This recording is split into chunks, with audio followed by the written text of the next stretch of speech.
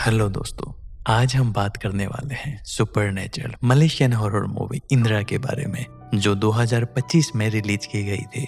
IMDb पर इसे 5.4 out of 10 star की रेटिंग मिली है, लेकिन इसकी कहानी का कंटेंट इसे काफी यूनिक बनाता है।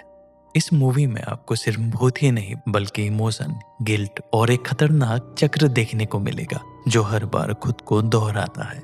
तो तैयार हो जाइए एक ऐसी कहानी के लिए जहां हर इच्छा की कीमत है और हर जवाब के पीछे छिपा है एक नया डर।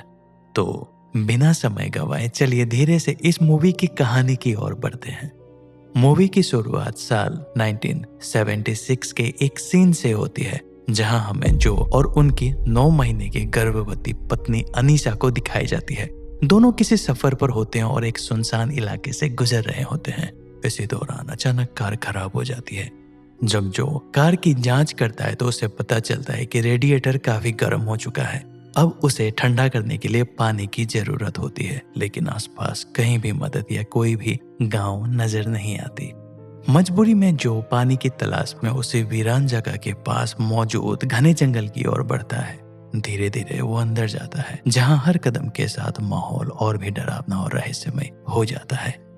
अब इसी दौरान अचानक अनीशा को लेबर पेन शुरू हो जाता है। दर्द इतना तेज होता है कि वो बार बार कार की हॉर्न बजाकर जो को संकेत देने की कोशिश करती है ताकि वो जल्दी से जल्दी लौट आए। सुनसान इलाके में गूंजती वो हॉर्न की आवाज माहौल को और भी बेचैन बना देती है। अब वो ध्वनि सुनकर जो घबरा कर तेजी से वापस दौड़ता है, लेकिन जैसे ही वो वहां पहुंचता है उसके होश उड़ जाते हैं। अनीशा कार के पास नहीं बल्कि थोड़ी दूर जंगल की जमीन पर पड़ी हुई नजर आती है। यह दृश्य बेहद डरावना और रहस्यमय लगता है, मानो उनके साथ कुछ अनदेखा घट चुका हो। यहीं पर अचानक सीन बदल जाता है और हम देखते हैं कि जो अपनी वही डरावने सपने से घबरा कर उठ जाता है। अब वो समय आगे बढ़ चुका होता है और ये साल रहता है 1985। इस पल पर यह साफ हो जाता है कि जो पिछले 9 सालों से उसी भयावह घटना के खौफनाक सपनों से जूझ रहा है। जो जैसे ही अपने उस भयानक सपने से जागता है, वो घबराया हुआ अपनी बेटी सोफिया से बात करने लगता है। सोफिया बोल नहीं सकती, इसलिए वो इशारों के जरिए अपनी बात समझाती है। सोफिया उसे इशारों में बताती है कि कुछ लोग जो उसे पैसे वसूली करने आए थे उसे ढूंढते हुए घर तक पहुंच गए थे, लेकिन उसने दरवाजा नहीं खोला। अब स्थिति इतनी खराब हो चुकी थी कि घर में खाने तक का सामान खत्म हो गया था, जिससे उनकी मजबूरी और भी ज्यादा महसूस हो रही है। इसी बीच अचानक मकान मालिक हाजी वहां पिछले 6 महीने का किराया लेने के लिए आए होते हैं। पहले तो माहौल थोड़ा तनावपूर्ण लगता है, लेकिन जब हाजी जो की हालत देखते हैं तो उनका रवैया थोड़ा नरम पड़ जाता है। आखिरकार हाजी एक सख्त फैसला लेते हुए जो को घर खाली करने के लिए कह देते हैं। हालांकि उनके इस फैसले के पीछे एक मजबूरी होती है, लेकिन वही घर वो अपनी बहन को रहने के लिए देना चाहते हैं। अब जो और उसकी बेटी के सामने रहने के लिए और नई जगह ढूंढने की सबसे बड़ी समस्या खड़ी हो गई थी। जाने से पहले हाजी जो की हालत देखते हुए उनकी मदद करने की कोशिश करते हैं। वो उन्हें एक जगह का सुझाव देते हैं जहां केयरटेकर की जरूरत थी। ये मौका जो के लिए एक नई शुरुआत जैसा हो सकता था। सबसे अच्छी बात ये थी कि वहां रहने के लिए भी व्यवस्था थी, जिससे उनकी सबसे बड़ी समस्या समाधान हो सकता था। साथ ही सोफिया भी वहां रहकर अपनी पढ़ाई जारी रख सकती थी। इसके बाद दोनों उसी नई जगह की ओर निकल पड़ते हैं। रास्ते में कार पर रेडियो चल रहा होता है, जिसमें कई खबर चल रही होती है जो उस आवाज को बंद कर देते हैं। लेकिन दूसरी तरफ सोफिया उस खबर को ध्यान से सुनना चाहती थी। उसके अंदर सीखने और समझने की एक अलग जिज्ञासा थी। ये साफ दिखता है कि वो उम्र से ज्यादा समझदार है और उसका दिमाग सवालों से भरा हुआ है। दोनों के बीच ये रिश्ता एक काफी भावुक और गहरा दिखाया गया है, जहां बिना शब्दों के भी सब कुछ समझ आ जाता है। हालांकि कहानी हमें धीरे धीरे ये भी एहसास दिलाती है कि कभी कभी यही जिज्ञासा इंसान को ऐसे रास्ते पर ले जाती है जहां से लौटना आसान नहीं होता। अब उस जगह को ढूंढते हुए कहानी हमें उसी गांव के एक व्यक्ति मोहसेन से मिलवाती है। इसी दौरान जो वहां पहुंचता है और मोहसेन से उस पते के बारे में पूछता है। वो उन्हें रास्ता समझा देता है, लेकिन उनके चेहरे के हाव भाव से लगता है कि वो कुछ और भी कहना चाहते हैं। शायद उस जगह या वहां रहने वाली औरत के बारे में कोई चेतावनी देना चाहते हो। लेकिन जो पहले से ही अपनी परेशानियों से उलझा हुआ था, वो उनकी बातों पर ध्यान नहीं देता और बिना पूरी बात सुने आगे बढ़ जाता है, मानो उन्हें सिर्फ अपने मकसद तक पहुंचने की जल्दी हो। थोड़ी ही देर बाद लकड़ी से बने एक सुनसान इलाके में जो और सोफिया पहुंच जाते हैं। माहौल पहले से ही अजीब और रहस्यमय लगता है। चारों तरफ खामोशी और एक अनजाना सा डर महसूस होता है। वहां पहुंचकर उनकी मुलाकात उसी जगह की मालकिन आयशा से होती है। लेकिन सबसे चौंकाने वाली बात यह होती है कि आयशा उस समय एक बेहद अजीब काम कर रही होती है। वो एक बकरे को काट रही होती है और ये बात जो और सोफिया के लिए काफी अजीब था। हालांकि कुछ देर बाद बातचीत के जरिए ये साफ हो जाता है कि ये जगह असल में एक अनाथालय है। यहाँ पहले से ही 3 बच्चे रहते हैं, जो है किट, एमी और सारा। बाहर से देखने पर यह जगह एक सामान्य आश्रम जैसा लगता है, लेकिन माहौल में छिपी एक अजीब सी बेचैनी ये इशारा करती है कि यहाँ कुछ उतना साधारण नहीं है जितना पहली नजर में दिखाई देता है। सारा उन तीनों में से सबसे बड़ी होती है, लेकिन उसका स्वभाव थोड़ा गुस्सैल और चिड़चिड़ा होता है। इसके बाद किट सोफिया को रहने की जगह दिखाने ले जाते हैं। वहीं दूसरी ओर एमी सोफिया को उस जगह के कुछ खास नियम समझाने लगती है। वो बताती है कि यहाँ 2 महत्वपूर्ण नियम है। पहला, घर के पास एक कुआं है। दरअसल वो काफी पुराना जापानीज लेट्रिन है, जहाँ जाना सख्त मना है, चाहे कुछ भी हो जाए। दूसरा, अगर रात के समय कोई तुम्हारा नाम लेकर पुकारे तो उसका जवाब बिल्कुल नहीं देना है, ना ही पीछे मुड़कर देखना है। और ये बात पास बैठा किट बार बार दोहराता है, जैसे वो चाहता हो कि ये नियम किसी भी हालत में भूलना नहीं चाहिए। उसके चेहरे की गंभीरता साफ बता रही होती है कि ये कोई साधारण चेतावनी नहीं। अब यहाँ से कहानी धीरे धीरे और भी डरावनी दिशा में बढ़ने लगती है।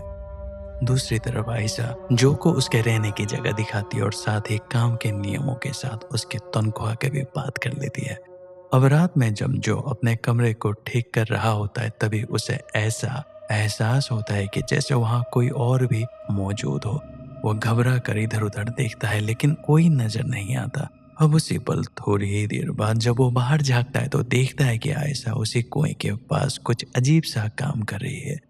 यह दृश्य और भी ज्यादा रहस्यमय लगने लगता है, जिससे ये बात लगभग साफ हो जाती है कि ये जगह पर कुछ तो जरूर गलत है। उधर उसी रात सोफिया को नींद नहीं आती। वो अपने बिस्तर पर लगे नाम के टैग को ध्यान से देखती है, लेकिन फिर हैरान रह जाती है, क्योंकि उस पर सिर्फ उसका नाम ही नहीं बल्कि कई और बच्चों के नाम भी लिखे होते हैं। ये बात अपने आप में एक बड़ा संकेत देता है कि यहाँ पहले भी कुछ और बच्चे रह चुके हैं। तभी उसकी नजर बाहर जाती है, जहाँ उसे एक बकरी दिखाई देती है और उस बकरी की आंखें अजीब तरह से चमक रही होती है, जो बिल्कुल अलग थी। जिज्ञासा के चलते सोफिया धीरे धीरे बाहर निकलती है। अब वो उसी कुएं के पास पहुंच जाती है जिसके बारे में उसे मना किया गया था। जैसे ही वो वहां बैठी होती है, सोफिया को अचानक महसूस होता है कि उसके पीछे कोई मौजूद है, और जैसे किसी ने उसे काफी हल्के से छुआ हो। वो घबरा कर पीछे तुरंत मुड़ती है, लेकिन वहां पर कोई भी नहीं रहता। तभी वहां आयशा आ जाती है और गुस्से में सोफिया को उस कुएं के पास से खींच कर ले जाती है। उनके चेहरे पर यह साफ झलक रहा होता है कि ये कोई छोटी गलती नहीं थी। इसके बाद सुबह ठीक से निगरानी न रखने की वजह से सारा को सजा दी जाती है। उसे बकरे का खून पीने के लिए मजबूर किया जाता है, और ये एकदम ही रियर्ड पनिशमेंट था। अगले ही सीन में हम देखते हैं कि आयशा जो को और कुछ काम सौंपती है, जैसे बिजली के तार को ठीक करना और जंगल से बांस लेकर आना। जो मजबूरी में काम के लिए जंगल की तरफ बढ़ता है। जैसे ही वो जंगल के किनारे पहुंचता है, उसकी नजर एक अजीब चीज पर पड़ती है। पूरा एरिया नमक के घेरे से घिरा हुआ होता है। ये देखकर उसे अनजाना डर महसूस होता है, जैसे ये कोई साधारण सुरक्षा नहीं बल्कि किसी चीज को रोकने के लिए बनाया गया हो। जब जो बांस काट रहा होता है, तभी अचानक उसे ऐसा लगता है जैसे उसने अपनी पत्नी अनीसा को जंगल में देखा है। वो कुछ पल के लिए अपने पुराने यादों में खो जाता है, एक ऐसा भ्रम जो उसके दर्द और अतीत से जुड़ा हुआ है। लेकिन जैसे ही वो अपने होश में आता है, उसी जंगल में उसकी मुलाकात फिर से मोहसिन से होती है। इस बार मोहसिन गंभीर अंदाज में उसे उस रहस्यमय कुएं के बारे में बताता है, उसके अनुसार इस कुएं में कुछ ऐसा मौजूद है जिसका इस दुनिया से कोई संबंध नहीं है। ये सुनते ही जो के चेहरे पर डर साफ दिखाई देने लगता है। दूसरी तरफ सोफिया फिर से उसी कुएं के पास आकर खड़ी हो जाती है और चुपचाप उसे देखने लगती है। और तभी सारा वहां आ जाती है और वहां उसे देखकर वो थोड़ा गुस्सा करती है। दोनों के बीच हल्की कहासुनी होती है और इसी दौरान गलती से सोफिया का संतुलन बिगड़ जाता है और वो सीधे कुएं के अंदर गिर जाती है। कुछ देर बाद जब उसे होश आता है तो वो खुद को कुएं के और गहरे हिस्से में पाती है। चारों तरफ अंधेरा और सन्नाटा होता है, लेकिन इसके बावजूद वो धीरे धीरे आगे बढ़ने लगती है। तभी एक चौंकाने वाली चीज होती है। सोफिया को वहां अपनी माँ अनीसा दिखाई देती है। वो उसे काफी प्यार से बुलाती है और बेहद स्नेह के साथ बात करने लगती है, जैसे कुछ हुआ ही ना हो। ये पल भावनाओं से भरा हुआ होता है। सबसे हैरान करने वाली बात यह होती है कि सोफिया अब तक जो बोल नहीं पाती थी वो अचानक बात करने लगती है और वो अपनी माँ से बात करती है। अंत में वो औरत सोफिया को एक कंगन देती है, साथ ही उसे कहती है कि इसे हमेशा संभाल कर रखे। उसी समय सारा किट और एमी को बताती है कि सोफिया कुएं में गिर गई है। ये सुनते ही दोनों घबरा जाते हैं और तुरंत उसे बचाने की कोशिश करने लगते हैं, लेकिन इस दौरान एक अजीब सी घटना होती है। एमी को धीमी सी फुसफुसाहट सुनाई देती है, जैसे उसे कोई पुकार रहा हो। फिर भी वो नियम याद रखते हुए वो उसका जवाब नहीं देती। उसके चेहरे पर डर साफ झलकता है, मानो वो समझ चुकी हो कि यह आवाज सामान्य नहीं है। खैर, दूसरी ओर जो भी उस कुएं के पास पहुंचता है और कुछ अजीब चीजें नोटिस करता है, उन अजीब चीजों को देखकर उसकी बेचैनी हल्की सी बढ़ जाती है। अब इसी बीच आयशा उसे बुलाती है और उससे बात करने लगती है। बातचीत के दौरान धीरे धीरे ये खुलासा होता है कि इस घर के इलाके में आज तक कोई भी गांव वाला आने की हिम्मत नहीं करता है। ये जगह उनसे अलग थलग है, जैसे सब इस जगह से डरते हो। और फिर बातों बातों में आयशा एक इशारा भी देती है कि जो को सिर्फ अपने काम से मतलब रखना चाहिए, क्योंकि इसी में उसकी और बाकी सभी की भलाई है। अब ये साफ हो चुका था कि ये जगह सिर्फ रहस्यमयी नहीं बल्कि बेहद खतरनाक भी है, जहां हर कदम सोच समझ कर रखना जरूरी है। अब उसी रात जो बिजली का वायर ठीक करने का काम कर रहा होता है, तभी उसकी नजर सोफिया पर पड़ती है। सोफिया किसी अजीब असर में आकर धीरे धीरे जंगल के अंदर बढ़ रही होती है, मानो वो अपने होश में ही ना हो। ये देखकर जो तुरंत उसका पीछा करने लगता है। जैसे जैसे वो आगे बढ़ता है उसे फिर से अपनी पत्नी अनीसा की झलक दिखाई देती है। ये पल उसके लिए बेहद उलझन भरा होता है। एक तरफ डर और दूसरी तरफ पुराने प्यार की यादें। किसी तरह वो खुद को संभालते हुए आगे बढ़ता है और देखता है कि सोफिया वहां खड़ी होकर किसी से बात कर रही है, लेकिन वहां कोई दिखाई नहीं देता। जो उसे पूछता है तो सोफिया मासूमियत से लिखकर बताती है कि वो अपने माँ से बात कर रही थी। ये सुनकर जो अंदर से हिल जाता है, वो उसे समझाने की कोशिश करता है कि ये सब हकीकत नहीं हो सकता, लेकिन सोफिया अपने बात पर अड़ी रहती है। आखिरकार काफी समझाने के बाद जो उसे वापस कमरे में ले आता है, वहां वो अपनी पत्नी से जुड़ी कुछ चीजें सोफिया को दे देता है, ताकि वो ध्यान से उन्हें देखकर खुद समझ सके कि सच क्या है। सोफिया जब अकेले बैठकर अपनी माँ की चीजें ध्यान से देख रही होती है, तभी दूसरी तरफ से बाकी लोग किट, एमी और सारा आपस में अपनी अपनी जिंदगी के दर्दनाक हादसों के बारे में बात कर रहे होते हैं। वो बताते हैं कि कैसे अलग अलग मुश्किल हालात ने उन्हें यहाँ तक पहुँचाया। ये पल उनके टूटे हुए अतीत और अंदर छिपे दर्द को सामने लाता है। उसी रात आयशा चुपके से उन सभी बच्चों के बिस्तर पर कुछ अजीब सी चीज बांध देती है। इसके बाद वो फिर से उसी कुएं के पास जाती है और दूसरे बलि चढ़ाने लगती है। इसी दौरान जो वहां पहुंच जाता है और उसे ये सब करते हुए देख लेता है, लेकिन इससे पहले वो कुछ समझ पाता, आयशा उसके चेहरे पर एक अजीब सा पाउडर फेंक देती है। जैसे ही वो पाउडर असर करता है, जो तुरंत अपने अतीत की एक भयानक सपने में खो जाता है। इस बार वह सपना पहले से भी ज्यादा डरावना होता है, जिसमें हमें सोफिया दिखाई देती है और वो बेहद गंभीर और जानलेवा स्थिति से जूझ रही होती है। अब ये साफ होने लगता है कि अतीत, वर्तमान और ये रहस्यमयी जगह तीनों किसी न किसी तरीके से आपस में जुड़े हुए हैं और असली खतरा अभी पूरी तरह सामने आना बाकी है। सुबह जब जो नींद से जागता है तो वो अपने हाथों पर वही अजीब सा पत्थर देखता है। ये देखकर वो काफी हैरान हो जाता है, क्योंकि उसे समझ नहीं आया था कि ये उसके पास कैसे आया। ये एहसास उसके अंदर एक अनजाना डर पैदा करने लगता है। घर के काम के लिए और बिजली के वायर लेने के लिए जो एक दुकान पर जाता है, वहां बातचीत के दौरान उसे पता चलता है कि इससे पहले भी इस जगह पर एक केयरटेकर काम करता था, लेकिन वो अचानक बेहद रहस्यमय तरीके से गायब हो गया था। कुछ लोगों का ये भी कहना था कि उसकी मौत हो चुकी है। ये बात सुनकर जो के मन में शक और डर दोनों बढ़ जाते हैं। वो रास्ते भर उसी बारे में सोचता हुआ वापस लौट रहा होता है। तभी उसके साथ एक और अजीब घटना होती है। उसी रास्ते में एक औरत अपने बच्चे के साथ खड़ी दिखाई देती है। वो पल भर के लिए बिल्कुल नॉर्मल लगता है, लेकिन जैसे ही जो ध्यान से उन्हें देखता है, वो औरत अचानक गायब हो जाती है। ये नजारा देखकर जो के मन में गहरा डर बैठ जाता है।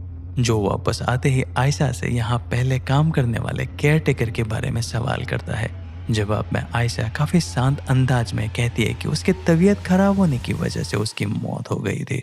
हालांकि उनके बोलने के तरीके में कुछ ऐसा होता है जो को उनकी पूरी बातों पे भरोसा नहीं होता। बातचीत के दौरान आयशा और एक अजीब बात बताती है। वो कहती है कि इस घर में रहने वाले बच्चे सभी बीमार हैं और उनकी इस बीमारी का कोई इलाज नहीं है। ये सुनकर माहौल और ज्यादा डरावना और रहस्यमय लगने लगता है। इसी के साथ उनकी बातों से ये भी पता चलता है कि आयशा अपने परिवार के लोगों को काफी पहले ही खो चुकी है। शायद यही वजह है कि वो पूरी तरह अकेली है। आयशा ये भी साफ कर देती है कि जब तक ये बच्चे यहाँ हैं, उनकी देखभाल की पूरी जिम्मेदारी उन्हीं की है। उनके शब्दों में एक अजीब सा ठंडापन था, जैसे वो सिर्फ जिम्मेदारी नहीं निभा रही बल्कि किसी और गहरे मकसद के तहत कुछ और कर रही है। दूसरी तरफ सभी बच्चे खेलने में बिजी होते हैं। तभी किट को कुछ अजीब सी डरावनी आवाज सुनाई देती है। वो अचानक घबरा जाता है और इधर उधर देखने लगता है, जैसे कोई अनदेखी चीज उसके आसपास मौजूद हो। थोड़ी ही देर के बाद सारों को भी उसी जंगल में एक हेयर क्लिप मिलता है। जैसे ही वो उसे उठाती है, उसे भी धीमी सी फुसफुसाहट सुनाई देती है। शुरुआत में वो उसे नजरअंदाज करने की कोशिश करती है, लेकिन आवाज धीरे धीरे और साफ होने लगती है। आखिरकार उसके असर में आकर सारा पीछे मुड़ कर देखती है। सीन बदलता है और हम जो को फिर से उसी रहस्यमय कुएं के पास देखते हैं। पैर फिसल जाता है और वो सीधे कुएं के अंदर गिर जाता है। धीरे धीरे फिसलते हुए उसी गहरे हिस्से तक पहुंच जाता है। अंदर का नजारा काफी चौंकाने वाला होता है। चारों तरफ अंधेरा जरूर होता है, लेकिन वहां सोने का ढेर पड़ा होता है। जैसे ही जो उस सोने को छूने की कोशिश करता है, अचानक एक हाथ उसके चेहरे को कसकर पकड़ लेता है और उसी पल वो अपने अतीत में पहुंच जाता है, जहां उसकी मुलाकात फिर से अनीसा से होती है। शुरुआत में दोनों के बीच सामान्य बातचीत होता है, लेकिन धीरे धीरे माहौल तनावपूर्ण हो जाता है और वो बात प्रेगनेंसी को लेकर बहस में बदल जाती है। और अचानक वो दृश्य बेहद भयावह हो जाता है। अनीसा खुद अपने पेट को काटती हुई नजर आती है। ये पल जो के लिए भी किसी डरावने सच से कम नहीं था।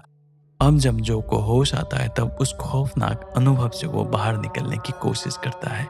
तभी वो अपने सामने सोफिया को देखती है और इस बार वो साफ साफ बात कर रही होती है। सोफिया बताती है कि ये आवाज उसकी माँ ने दी है और हैरानी की बात यह है कि उसके पास अब अनीसा भी खड़ी नजर आती है। ये सब देखकर जो पूरी तरह डरने लगता है, जैसे हकीकत और भ्रम के बीच की रेखा मिट चुकी हो।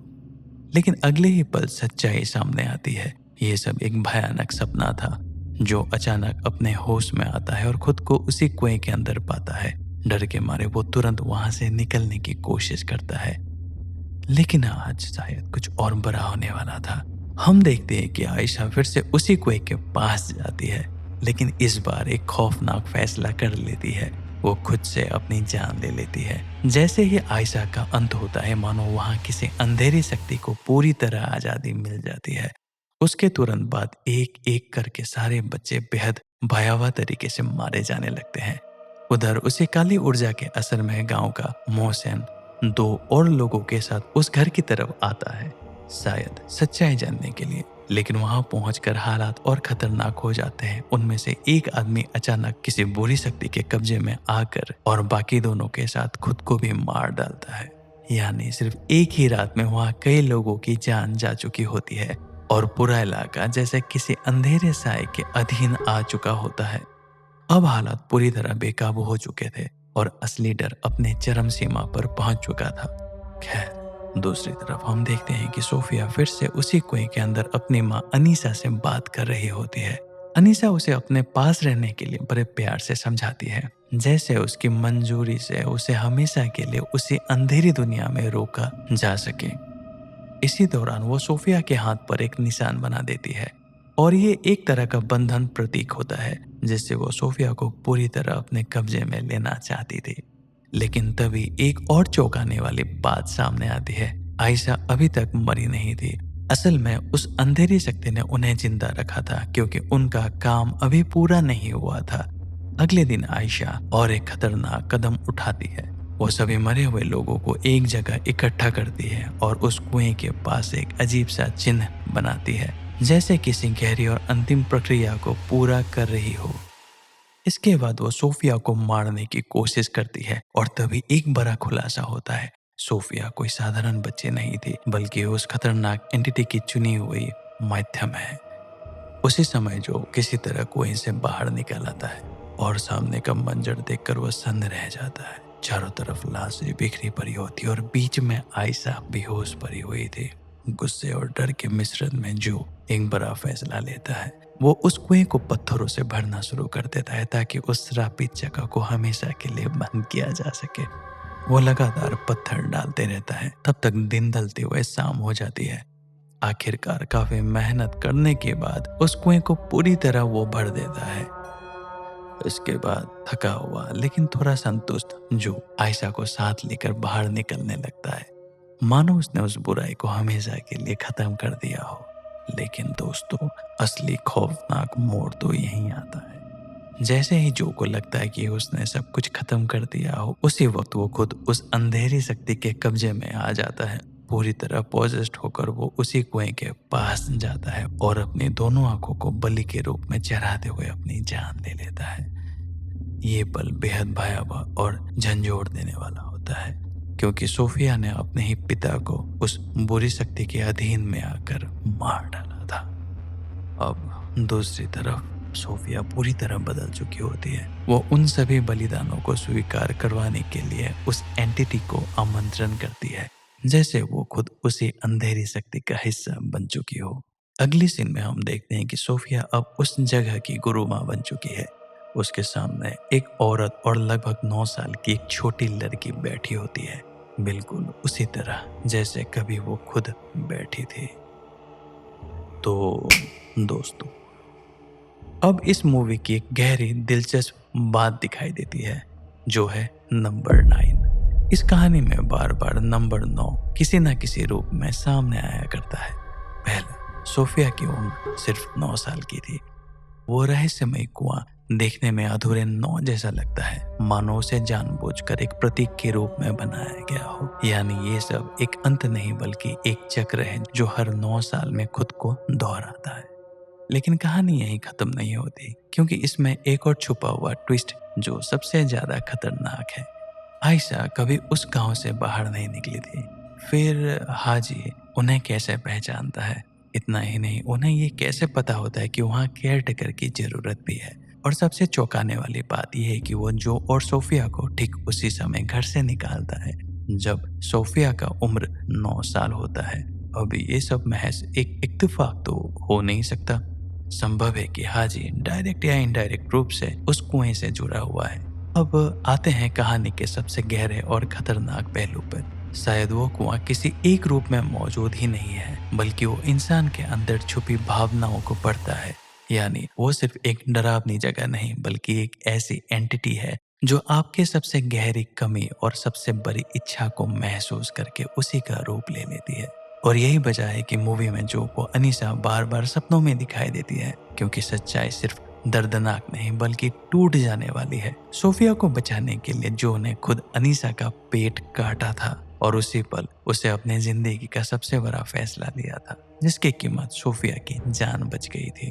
यही सच जो के अंदर एक गहरे गिल्ट की तरह जिंदा रहा, और वही गिल्ट उस अंधेरी ताकत का सबसे बड़ा हथियार बन गया, क्योंकि वो एंटिटी बाहर से हमला नहीं करती, वो इंसान को उसके अपने ही अतीत से तोड़ती है।